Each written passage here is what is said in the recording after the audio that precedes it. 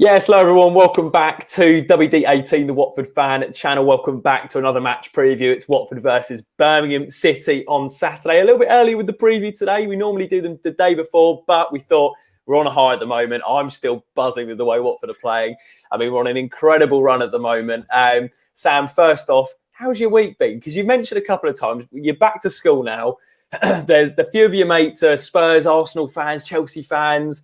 And you can go into school. Granted, we're not in the Premier League, but I mean, our form is some of the best we've seen this season. You must be absolutely buzzing at the moment. Yeah, I'm buzzing with it. I mean, my advantage over them is I've actually seen our football stadium in real life compared to a lot of them. So,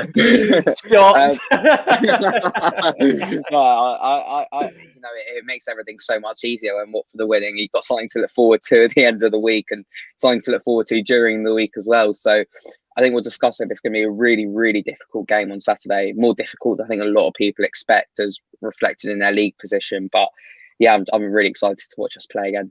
Yeah, absolutely. With the news that Lee Bowyer is coming at Birmingham, it's going to be a different proposition, and we'll discuss that with Elliot. But Elliot, first off, how have you been, mate? Been a good week. Obviously, we had the match reaction after the Rotherham game. There's just a feel-good factor, isn't there, at the moment? I don't know from your perspective, but I mean, we are on an incredible run at the moment. Yeah, exactly that. And with the amount of games going on at the moment, it's very easy to let Watford dominate your mood and control your mood from day to day because there's always a game on. So it's good that we're actually winning to keep things going, keep things positive, and hopefully this run can continue for hopefully the rest of the season, and we can talk about being a Premier League team at the end of it. Top man. Before we get into the Rotherham game, guys, first off, if you have any questions for the lads, let us know in the comment section. Leave a like on the video if you enjoy it. It's massively appreciated. We really do appreciate the support at the moment on the channel. I mean, the numbers have been fantastic. And if you haven't subscribed to the channel already, please do subscribe. We've got plenty of more content on the way in the coming days. Sam, I wanted to get your thoughts, first of all, on Tuesday night, that Rotherham game. We had a match reaction with Rookery Mike Parkin. It was absolutely brilliant, wasn't he? Absolutely superb. That's 8 wins in 9 for Watford. I mentioned earlier about the run we're on at the moment, but particularly that Rotherham game. Again, what stood out for you? What pleased you as a Watford fan watching on Tuesday? I think it was the fact that, first of all, I thought after a difficult start, I thought we responded really well to that. I mean, we mentioned first 5, 10, 15 minutes, we were very shaky. But after we got that first goal, I think we looked pretty much in control for the entire game. And against those sorts of teams, that's what we need to be seeing in this league, and probably what we haven't been seeing enough, the fact that we pretty much did blow them away, albeit with an absolute wonder goal. I watched that back. I didn't appreciate when watching the game how good their goal actually was. Absolute wonder goal. Everything on it. Swaz dit. Yeah. But I suppose that was just the pleasing thing. And again, just reflecting on it, I think, I wouldn't say the scoreline flattered us, but I've seen us play much better. But it's the fact that we did enough to get over the line and comfortably to get our goal difference up as well. So I was really pleased with it, and hopefully we can take that into the game on Saturday with us. Elliot, the word I've seen described to describe Watford's performance against Rotherham, particularly the first half, is professional. From your perspective, was it that? And yes, there was, I guess, a slight drop-off in the second half, and we knew the job was done at 3-0, a clean sheet, 3 goals. And I think, as Sam mentioned, we had a little bit of a sticky period, didn't we, for the first 10 minutes or so. But how would you describe that Watford performance? And yeah, what was your thoughts on it? This is a very arrogant take on it, but I felt at times like I was watching a Premier League team play a League One team in the FA Cup or in like the League Cup, because they're always expected to win. And then there might be a couple of problems here and there, and the team that's lower down sometimes starts quite well, but we handle the early pressure, and then the quality shines through, and we ultimately convincingly brush past them. So I think it was exactly that. I think it was a fairly complete performance. I think we were good in attack and going back as well. I think defensively we were solid as well, despite the goal that I don't think anyone could have prevented. But yeah, it's a really good performance from top to bottom. And I think actually I think all of the players had a good game. I don't think you could say, well, actually we lacked in this position or it was a little bit shaky here and there. I just thought it was a very good all-round performance, and it was that of a side that is up in second and is dominating the league, you'd hope, and is going for Premier League place. So yeah, it was a really, really good performance, and there wasn't much we could have asked for more than that. Yeah, exactly that. And Sam, for you, I think we mentioned it on the match reaction, didn't we? I know we don't want to repeat ourselves, but kind of the similar points in terms of, I think Mike mentioned it actually about how Sarr kind of instigated that Watford performance. I think it was his run that then led to the corner, and he was the person who was kind of instigating the intensity of this Watford team. And there's been, we'll touch on Elliot at the press conference today, but there was a little bit of a worry that he might be out of the Birmingham game. But some people are saying, actually, if he misses the Birmingham game, that means he won't have to go on international duty. So from your point of view, would you take the hit for Sarr not to play on Saturday against Birmingham? It's such a difficult one. Just on the topic of that, just this last week, I've actually been surprised at how many players we've got called up.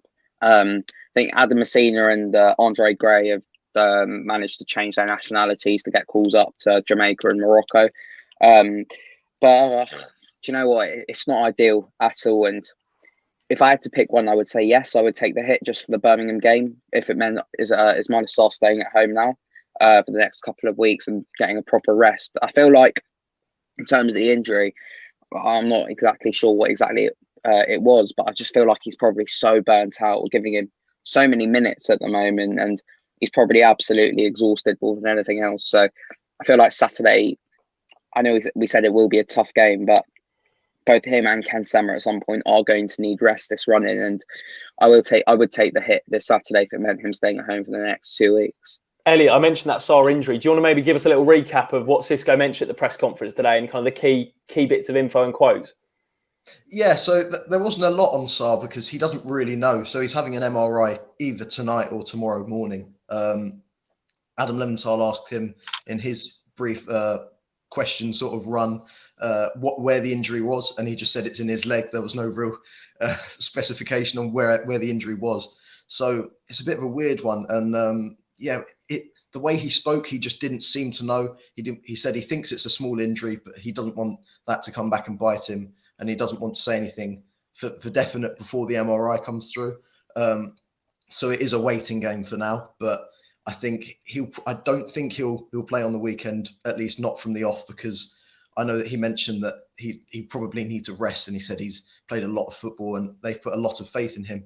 But I actually think this could be a positive. I remember people have been saying about Norwich this season that how would they cope without someone like Emi Buendia.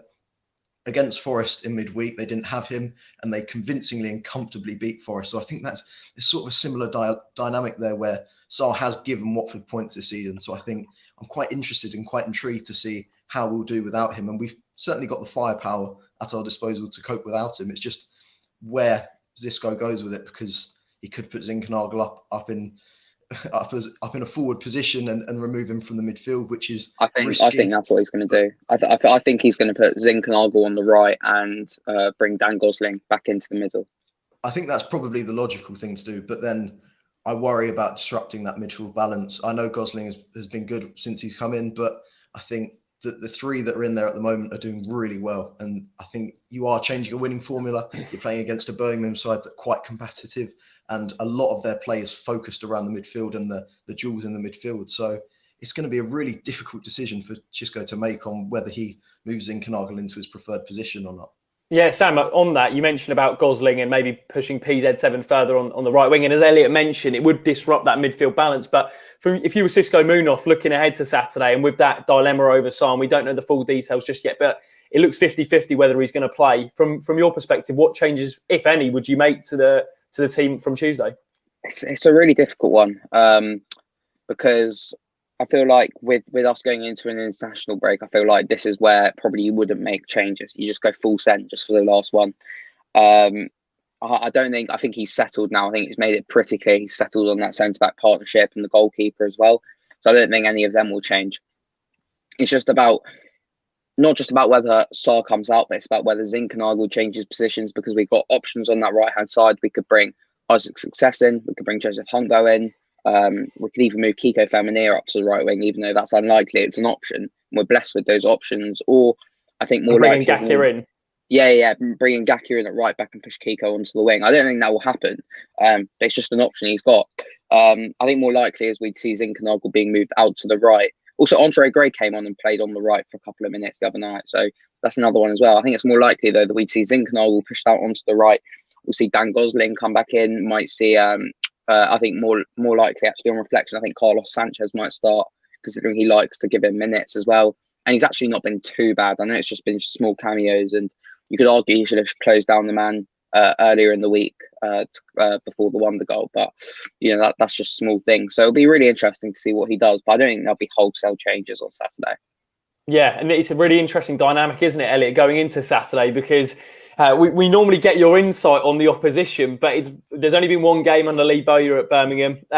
But from what you've seen so far, what have you made of them? And I know you mentioned about them being quite combative, and Sam mentioned about Carlos Sanchez there. Is that the kind of dilemma Xisco has to think about, is that midfield three? Do you think that's where it's going to be won and lost on Saturday? Yeah, I think there's potential for that to be the case. It was weird because I watched them beat Reading last night, and I think Lee Bowyer had one day to train with his players. He didn't know some of the players' names, Sky was saying on commentary, but it was sort of like he simplified the way they played. I think Aitor Karanka sometimes made life a little bit difficult for himself with the way he did things. Lee Bowyer switched to a 4-4-2. He played Lukas Jutkovic up front with Scott Hogan, sort of like a little and large combo, and they were putting in really dangerous crosses into Jutkovic, and he won the headers. It was a fairly simple thing. If you play it to someone who can score headers, he will score headers, and that was sort of their approach for a lot of the game.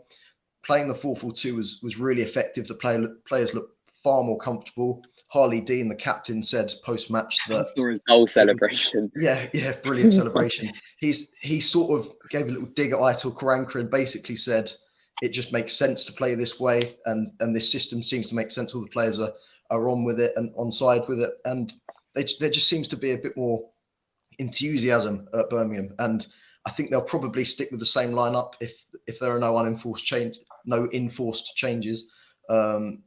But yeah, we've got to look out at set pieces, because I think 11 out of 28 of their goals this season have been headers, and they've got some talent. They've got some really good players in that team, and it makes you question, a bit like with Watford earlier in the season, why they've not really gelled, why they've not really clicked, because they've got some good players in there and they've just not really had the right direction.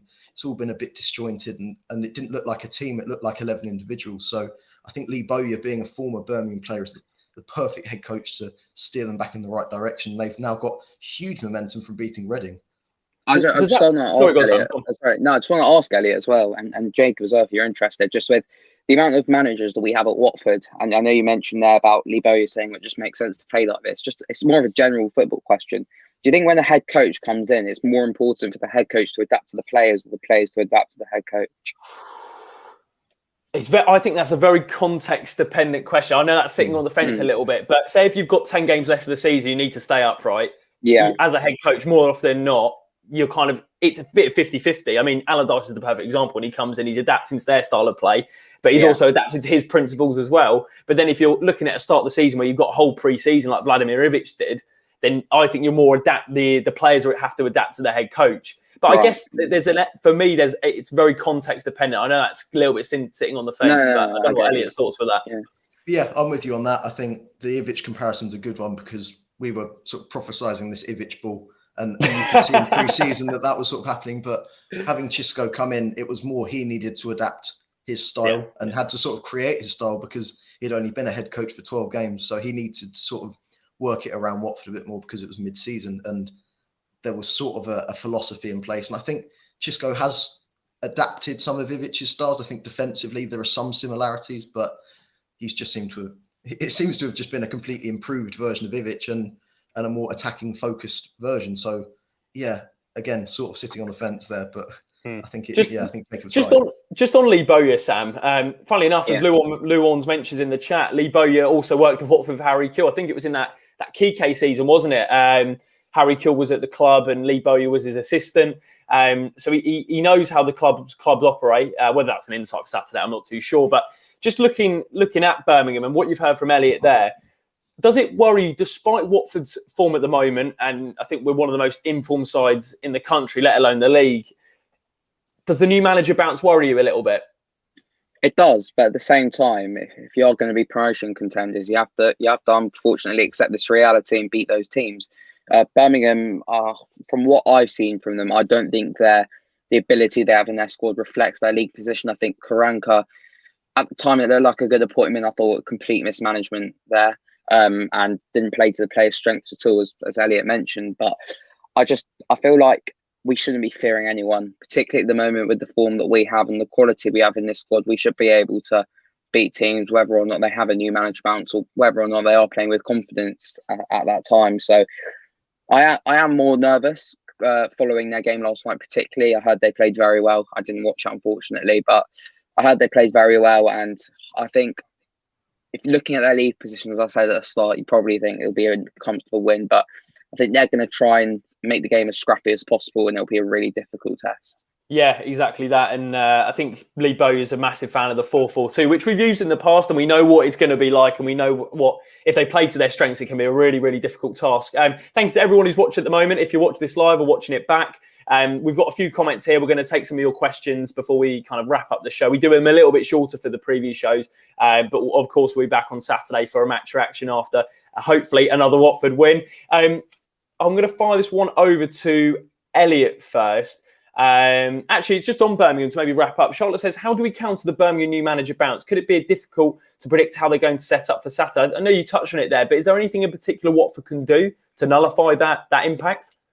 Get an early goal. That's just, I think that's the key. I know it's really obvious and really simple, but if we get the early goal, I think we're in a really good position, because they don't react too well to going behind, and they seem to sort of stab at chances here and there last night. And I think sometimes when they're chasing the ball, they can struggle. So I think we've just got to be on the front foot from the first minute, get a goal, and basically have them try and pressure us, because they are quite a high pressing team. When they went 1-0 up against Reading, that they actually did carry on that press. But I think it's important to get the early goal and to not sit back by any means, but just have a stable back line and use the midfield to our absolute advantage. Because if we've got a 3-man midfield, that'll be pretty big. And they've got Gardner, who's doing well. They've got Raheem Harper on loan from West Brom. They've got a good midfield, and it's not going to be easy to deal with. And I think Nathaniel Chalobah is going to be our key player to try and nullify any of that threat in the midfield.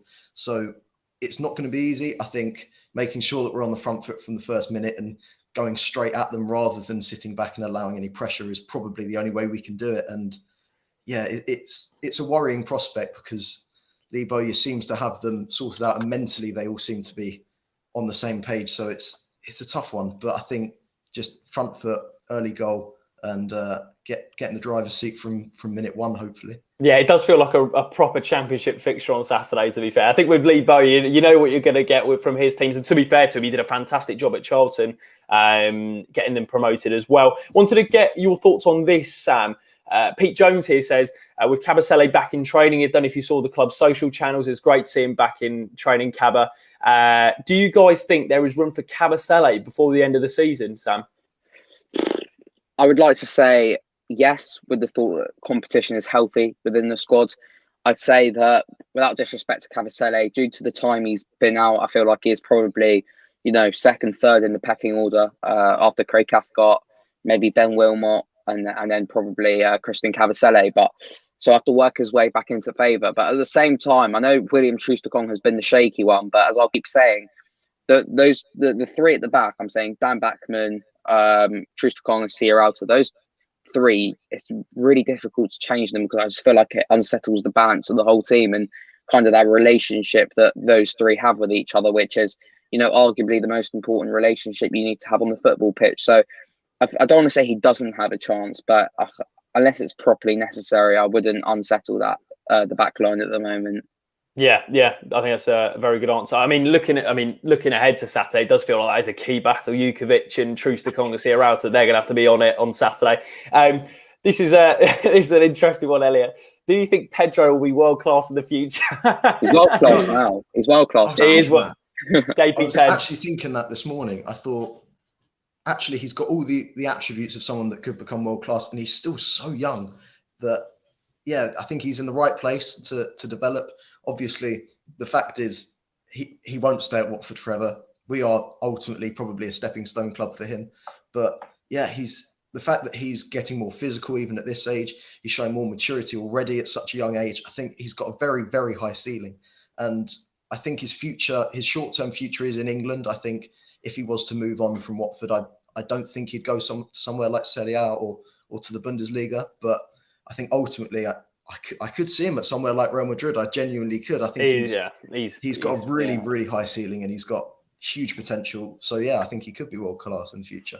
Sam, I wanted to actually get your thoughts on that because we posted on WD18 about him being nominated for the Football London Awards, wasn't it? The Player of the Season, which is quite early actually with 9 games remaining. But, you know, for him to be in the conversation, it's ridiculous. In his first season in England, 19 years of age, leading the line of a promotion team. I mean, I can't get my head around it, how good this guy is, to be honest with you. Yeah, it's unbelievable. I mean, I think we have to probably settle that it's the sentiment that he's been nominated. I think Ivan Toney quite comfortably wins this award, but it's just unbelievable because I know we speak about the goals that, you know, in the last promotion season that Dini, Vidra, Gala all provided, and I think João Pedro has he got double figures yet? It must be on what 9-10 goals. 9, I think. 9, yeah, and his role that he's been playing is very different to what those three kind of played, but it's working so well and his game's maturing while still kind of having that flair about him. So honestly, it's so good to see his growth and I feel like he's only going to get better by the week. Yeah, absolutely. Elliot, I wanted to fire this question over to you from Amy Curtis. Where was Stipe and Wilmot not even on the bench? What do you know about that situation? Has there been an update from Cisco? Because it's been an interest. I mean, Wilmot was obviously dropped from the Rotherham squad. Hasn't been playing a lot. Stipe's had his troubles with injuries this season. What's the situation there, if you know anything about that? I'm glad Amy's asked because I asked that exact question today. I said, where is I basically said, are they being rotated? Is it just a rotational thing? Is it an injury thing? And he basically said that if he could have more players in the squad, they'd absolutely be in there. And he's told them to not, he said not keep their heads down. So I assume he means keep your heads up and, and just have a positive attitude to things because he said in the run-in, having that squad depth will be really important. And he said Stipe and Ben Wilmot are in his plans for the run-in and for the future. So I don't think it's a case of them being frozen out or anything. I think it was just because there is a lot of competition for spots even on the bench now. And I think at least one of them will be on the bench at least on Saturday.